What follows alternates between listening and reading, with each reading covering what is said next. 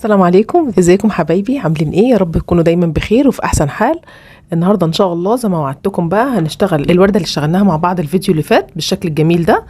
هنشتغلها وهنحولها للمربع الجراني بالشكل ده كده معانا. يعني احنا هنحول الورده دي للشكل ده. هنبداها النهارده. بالنسبه للي ما شافش الفيديو بتاع الورده هسيب له الرابط في صندوق الوصف تحت. بس بالنسبه بقى اللي لسه ما يعرفناش، معاكم سمر من قناه افكار موري. اتمنى اشتراككم معايا في القناه وتفعيل الجرس عشان يوصلكم كل جديد من قناتنا. ويا ريت ما تنسونيش باللايك والكومنتات الحلوه اللي فعلا بتشجعني وبتخليني اتحفز ان انا اقدر اعمل فيديوهات تانية. ويا ريت لو تعملوا مشاركه بقى مع اصدقائكم كده وحبايبكم عشان قناتنا تكبر بيكم. يلا بينا نبدا مع بعض. كده انا معايا الورده بتاعتي جاهزه اهي. هبدا استخدم اللون اللي هو الزيتي. بالنسبه اللي عايز يستخدم نفس الخيط بتاعنا، اللون الزيتي اللي انا هستخدمه معايا هيمالايا افريداي سوبر لوكس. تمام. وبالنسبه للدرجه اللي معايا دي، ده الرقم بتاعها. استخدم الابره برضو معايا مقاس رقم 3.5. هبدا اول حاجه هعمل عقده البدايه في اللون الزيتي، وهجيب الورده معايا. انا معايا الفروع بتاعت الورده هشتغل على الطرف بتاعها من بره. هشتغل فين بقى؟ انا مش هشتغل من بدايه الفرع، لا، هبدا من نهايه الفرع بتاعي. هبدا منين؟ يعني انا هنا كده كنت بعمل غرزه حشو وفوقيها نص عمود وفوقيها غرزه عمود. انا هبدا في غرزه العمود اللي احنا بنشتغل فيها هنا دي، اول غرزه عمود من على الطرف، واخد لفه خيط من تحت واطلع اسحبها من اللي على الابره. تمام. ونشد الخيط بتاعنا كده وهنبدا نشتغل هنا اول فرع. هطلع اول حاجه 3 سلاسل، 1 2 3. بعد كده لفه خيط. هكون هنا في الغرزه دي غرزه الكلاستر. تمام. هاخد لفه خيط معايا وادخل جوه نفس المكان، واخد لفه خيط من تحت واطلع معايا 3 لفات على الابره. هاخد لفه خيط واقفل 2 واسيب 2 متعلقين معايا على الابره. بعد كده لفه خيط وهنزل تاني في نفس المكان، واخد لفه خيط من تحت واكون برضو نفس الحكايه. هاخد لفه خيط اقفل 2 واسيب الباقي متعلق معايا كده على الابره. بعد كده هناخد لفه خيط نقفل ال3 لفات دول كده مع بعض مره واحده. بكده اكون كونت اول غرزه كلاستر معايا. هبدا اخد 5 سلاسل، 1 2 3 4 5. هبدا اخد لفه خيط وهدخل في نفس المكان اللي احنا لسه عاملين فيه الفرع الاولاني، في نفس المكان تاني هدخل معاها وهكون غرزه كلاستر تانية برضو من 3 عمود. ادي 1، هاخد لفتين واسيب الباقي متعلق معايا على الابره. تمام. لفه خيط وهنزل تاني في نفس المكان، واخد لفه خيط من تحت واطلع، اخد لفه خيط اقفل 2 واسيب الباقي معايا على الابره. لفه خيط وهنزل لتالت مره في نفس المكان، واخد لفه خيط من تحت واطلع. بعد كده هاخد لفه خيط واقفل كل المجموعه دي كلها مع بعضها. بكده كونا اول فرعين معايا في الورده. هبدا اخد 5 سلاسل، 1 2 3 4 5. وهنيجي في الفرع اللي بعده ده. اول واحده كانت معايا غرزه الحشو، تاني واحده نص عمود، تالت واحده اول عمود، تاني عمود هدخل في تالت عمود من اللي احنا كنا عاملينهم ال5 عمود. يعني يعتبر كده في نص الفرع بتاعي العمود اللي في النص بالشكل ده كده، هو ده اللي انا هدخل فيه كده بالابره فاضيه، واخد لفه خيط من تحت واطلع معايا لفتين على الابره. هاخد لفه خيط واقفل الاتنين دول كده بغرزه حشو مع بعض. تمام. بعد كده هبدا اخد 5 سلسله تاني، 1 2 3 4 5. بعد كده هناخد لفه خيط. هندخل فين بقى؟ 1 2 3، تالت فرع اللي هو يعتبر اول فرع في العمود بلفه، هو ده اللي انا هدخل فيه واكون فيه غرزه الكلاستر. اول واحد بلفه خيط واخد 2 بس واسيب الباقي لفه خيط، وانزل لتاني مره واطلع اخد لفه خيط اخد 2 بس واسيب برضو الباقي تاني متعلق على الابره معايا. تمام. بعد كده لفه خيط وهنزل لتالت مره واخد برضو لفتين 2 بس واسيب الباقي متعلق معايا على الابره كده. وبعد كده اخد لفه خيط اقفلهم كلهم مع بعض مره واحده 3 عمود. بعد كده 5 سلسله، 1 2 3 4 5. وارجع لفه خيط وهنزل تاني في نفس المكان وهكون برضو غرزه الكلاستر المكونه من 3 عمود معايا في نفس الغرزه. ادي تاني واحده لفه خيط، ادي تالت واحده. بعد كده باخد لفه خيط واقفلهم كلهم مع بعض مره واحده. بعد كده باخد سلسلتين، 1 2. وادخل فين؟ هسيب 1 2 3 وادخل في الرابعه. هسيب 1 2 3 وادخل في الرابعه واكون فيها غرزه حشو. بعد كده سلسلتين، 1 2. واجي هنا برضو في اول عمود بلفه من اللي انا عملتهم، هو ده اللي انا هدخل فيه وهكون فيه غرزه حشو. بعد كده سلسلتين، 1 2، واخد لفة خيط واكون غرزة الكلاستر فين؟ في اول برضو عمود انا كنت عملته من الجنب ده. يعني انا بسيب 1 2 3 وادخل في رابع واحد بالنسبة للفرع اللي انا شغالة فيه، وهكون فيه برضو غرزة الكلاستر بتاعتنا اللي عبارة عن 3 عمود. ادي تاني واحد، ادي تالت واحد، وبعد كده بقفلهم التلاتة مع بعض واخد بعضهم 5 سلسلة، 1 2 3 4 5. بعد كده لفة خيط وهنزل اكون غرزة الكلاستر التانية اللي هي من 3 عمود. اول واحدة لفت معايا 3 لفات على الابرة، تمام. باخد لفة خيط اقفل 2، لفة خيط وانزل تاني المرة واخد لفة خيط واقفل 2 بس واسيب الباقي، لفة خيط وانزل لتالت مرة واخد لفة خيط اقفل 2 برضو، وبكده كونت 3 عمود غير مكتمل واقفلهم مع بعض مرة واحدة، تمام. بعد كده هاخد 5 سلسلة، 1 2 3 4 5، وادخل في وسط الفرع اللي بعده في النص هنا كده واكون فيها غرزة حشو. يعني انا كده عملت ايه؟ انا كده كونت جنبين. الجنب الاولاني عبارة عن ايه؟ الجنب الاولاني عبارة عن اني دخلت مرة واحدة في الفرع دوت كده في النص، باخد 5 سلسلة وادخل غرزة الحشو هنا. لكن الجنب التاني عبارة عن ايه؟ في نفس الفرع طبعا انا لسه شغالة، فهاخد سلسلتين واعمل غرزة حشو، سلسلتين واتنقل للفرع اللي بعده واكون برضو الزاوية اللي بعدها الزاوية التالتة. انا كده كونت 3 زوايا. هكمل بعد كده الجنب التاني، هاخد برضو 5 سلسلة، 1 2 3 4 5، لفة خيط ونفس الخطوات بالظبط، غرزة الكلاستر اللي هي مكونة من 3 عمود. ادي اول واحدة 2 3 واخدها مرة واحدة اقفلها، بعد كده 5 سلسلة، 1 2 3 4 5، بعد كده لفة خيط وانزل تاني في نفس المكان واكون ايه؟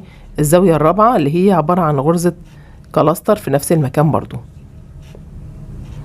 واقفلهم مع بعض بالشكل ده. بعد كده 2 سلسلة، 1 2، نفس اللي انا عملته في الجنب ده هعمله في الجنب ده، وادخل في هسيب 1 2 3 وادخل في الرابعة اكون فيها غرزة حشو. بعد كده سلسلتين، 1 2، وارجع اجي للفرع اللي بعده برضه اسيب 1 2 وادخل في التالتة من طرف الفرع كده واكون فيها غرزة حشو. بعد كده سلسلتين، 1 2، وهقفل بقى في غرزة الكلاستر اللي معايا دي كده. اول واحدة انا كنت عملتها، شايفين في حتة كده بتبقى مرتفعة شوية، انا بدخل في الحتة دي كده عشان ما افرقش الغرزة بتاعتي، بدخل فيها واخد لفة خيط من تحت واقوم قافلة في الغرزة اللي معايا على السلسلة واقفل عليها بسلسلة، وبكده خلصت اللي هو الجزئية اللي باللون الاخضر كده، تمام. هنسحب الخيط بتاعنا، وبكده ده شكل ايه؟ الفرع الاخضر اللي احنا عملناه، هتبقى شكلها معايا بالشكل ده. هنبدأ بقى نجيب الخيط الاسود معايا.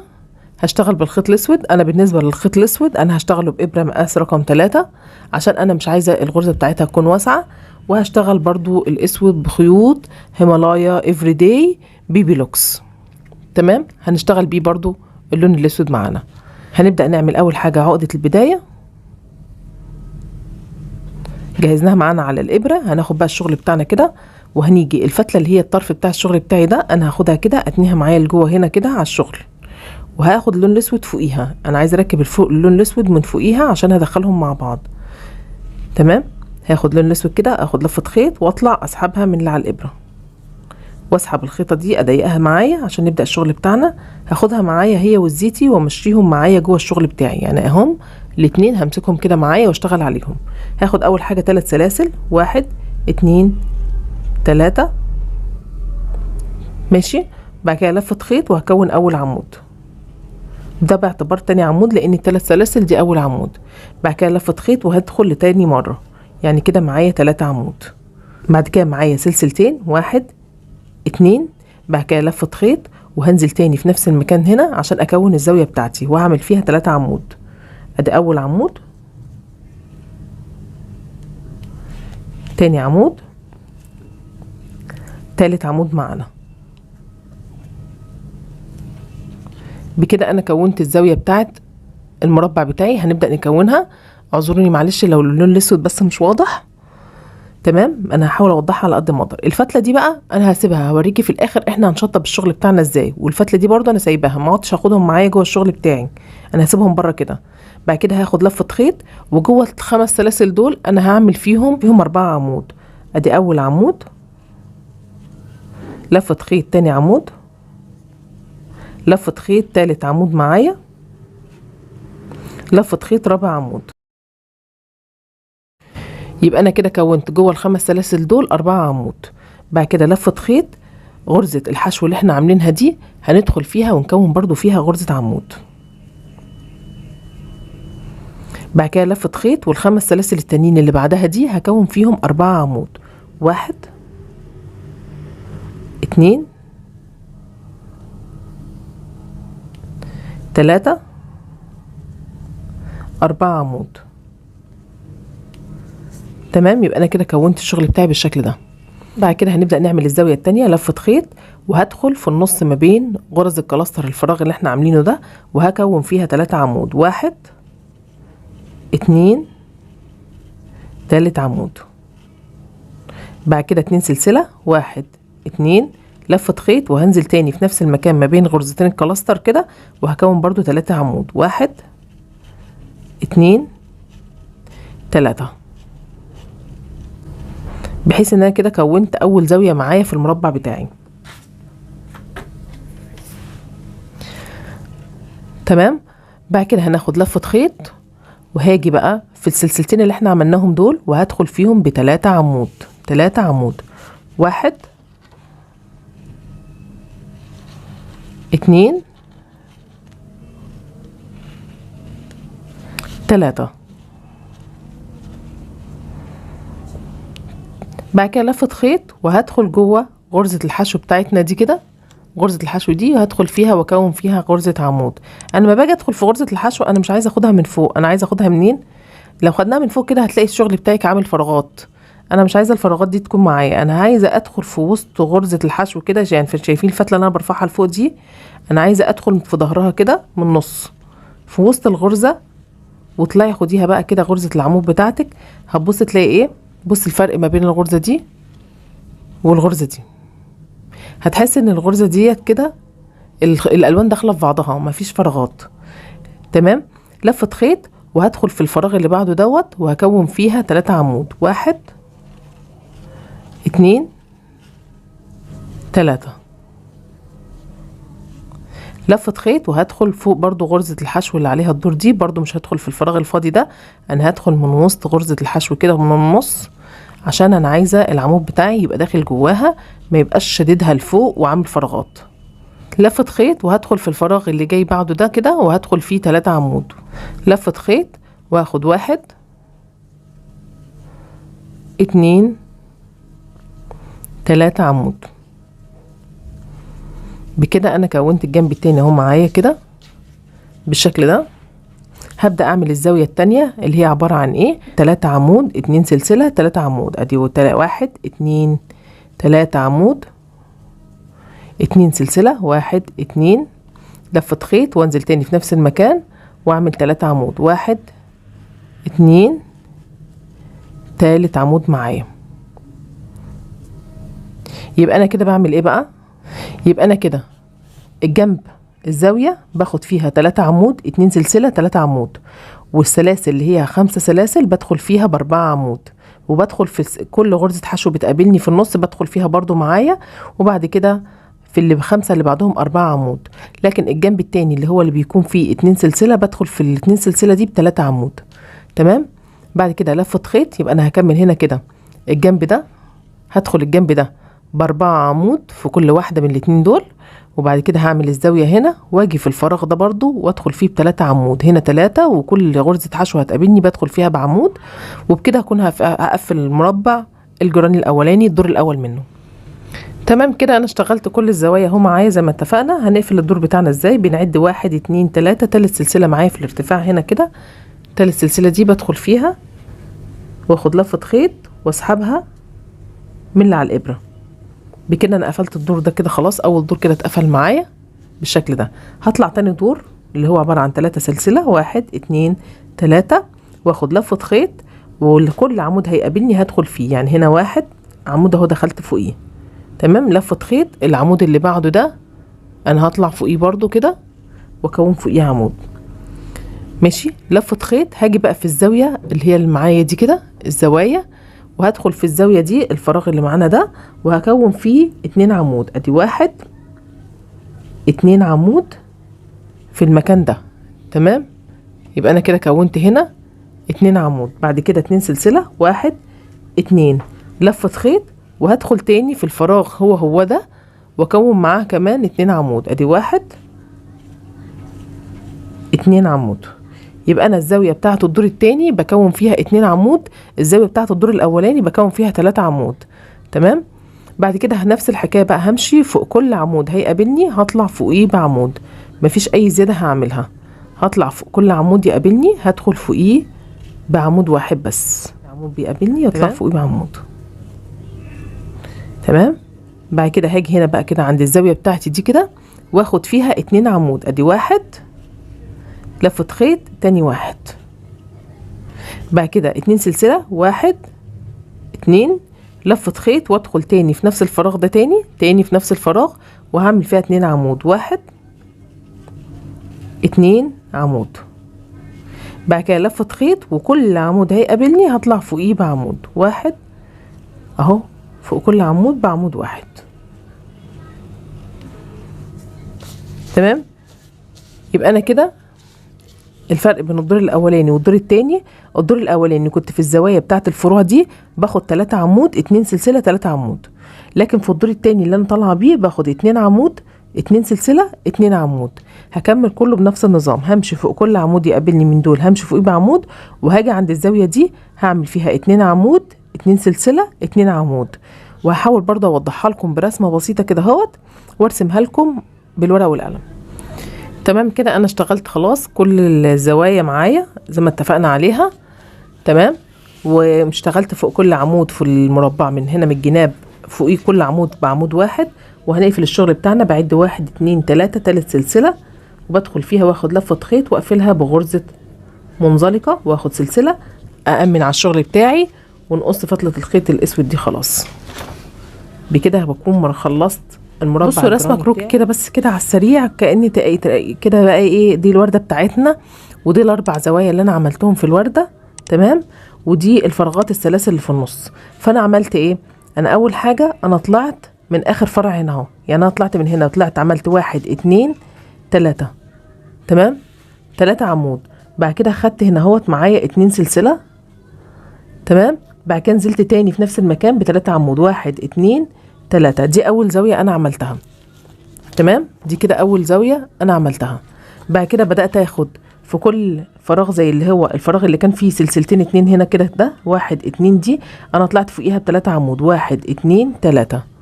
بعد كده جيت فوق غرزه الحشو وعملت فوقيها برضو عمود. بعد كده جيت هنا في الثلاث سلاسل اللي بعدهم دول وخدت فوقيهم 1 2 3 فوق غرزة الحشو برضو اخدت عمود. بعد كده هنا 1 2 3. تمام. بعد كده جيت هنا اهوت في الفراغ ده وعملت الزاوية التانية اللي هي عبارة عن 3 عمود سلسلتين. وبعد كده خدت تاني 3 عمود برضو في نفس المكان هنا كده عشان اعمل الزاوية التانية المقابلة ليها. بعد كده جه قدامي هنا السلاسل اللي هي عبارة عن 5 سلسلة، خدت فوقيها 4 عمود 1 2 3 4. بعد كده طلعت فوق غرزة الحشو بعمود. وبعد كده جيت على بعدها 1 2 3 4 برضو عمود. بعد كده جيت في الزوايا هكذا برضو 3 عمود 2 سلسلة 3 عمود. بعد كده جيت هنا 1 2 3 وفوق الحشو واحدة 1 2 3 وفوق الحشو خدت واحدة 1 2 3.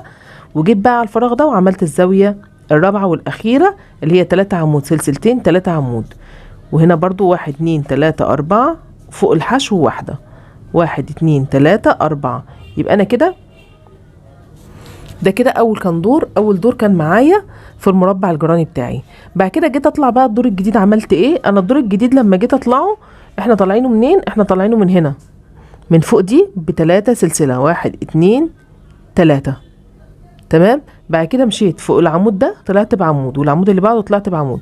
جه قدامي فراغ الزاوية دي، فراغ الزاوية ده طلعت فيه ب2 عمود 1 2.